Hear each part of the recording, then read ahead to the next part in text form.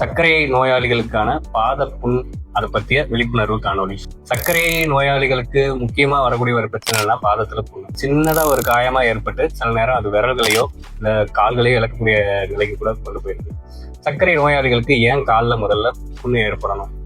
கால்களுக்கு செல்லக்கூடிய நரம்புகள் எல்லாமே அது பாதிக்கப்படுது. பாதிக்கப்படுறதுனால நமக்கு என்ன ஆகுதுன்னா, அதோட உணர்ச்சிகள் காலில் உணர்ச்சிகளே ரொம்ப கம்மியாகி நமக்கு சின்னதா அடிபட்டாலோ இல்லை கல்லோ இல்லை முள்ளோ ஏதாவது குத்துனாலுமே அது வலியே இல்லாம இருக்கிறது தான் முதல் காரணம். ரெண்டாவது, சர்க்கரை அளவு உடம்புல அதிகமா இருந்துகிட்டே இருக்கு அப்படின்னா நம்ம கால்களுக்கு போற ரத்த குழாய்கள் எல்லாமே அத்ரோஸ்க்ளரோசிஸ்ன்ற ப்ராசஸ் ரொம்ப வேகமா நடந்து ரத்த குழாய்கள்லாம் சுருங்கி காலுக்கு போற ரத்தமும் கம்மியா தான் போயிட்டு இருக்கு. மூணாவது, அவங்களுக்கு எதிர்ப்பு சக்தின்றது சாதாரணமா இருக்கவங்களுக்கு நல்லா இருக்கும். சர்க்கரை நோயாளிகளுக்கு எதிர்ப்பு சக்தி குறைவா தான் இருக்கும். ஏன் சர்க்கரை நோயினால ஏற்படுற கால் புண் ரொம்ப ஆபத்தானது அப்படின்னு பார்த்தா, நமக்கு வலிகள் சுத்தமா இருக்கிறது இல்லை, கால்கள்ல உணர்ச்சிகள் குறைவா இருக்கிறதுனால வலிகள் ஏற்படுறதுனால சின்னதா அடிபட்டாலோ இல்ல செருப்பு சில நேரம் ஹார்டான செப்பல் யூஸ் பண்றதுனால அது உரசி அதனால கூட புண்கள் ஏற்படலாம்.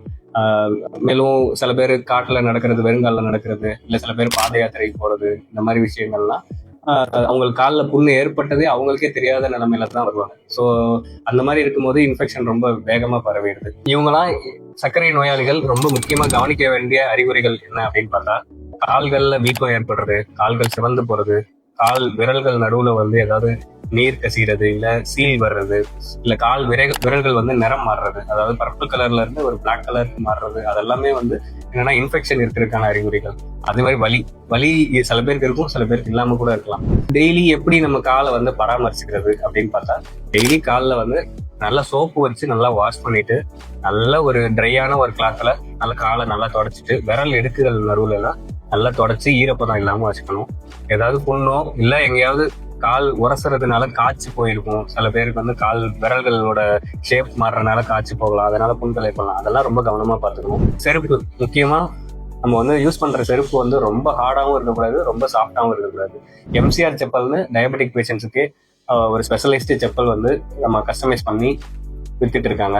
ஸோ அந்த செப்பல் யூஸ் பண்றது ரொம்ப நல்லது. காலில் ஏதாவது புண்ணு சின்னதாக ஏற்படுதுன்னா நம்மளே மருந்து வாங்கி கட்டிக்கிறது, இல்லை சில நேரம் காய்ச்சி போயிருக்க இடத்த பிளேடை வச்சு நம்மளே சேவ் பண்ணி அதை சரி பண்ணணும்னு நினைக்கிறது, இதெல்லாம் கண்டிப்பா பண்ணவே கூடாது.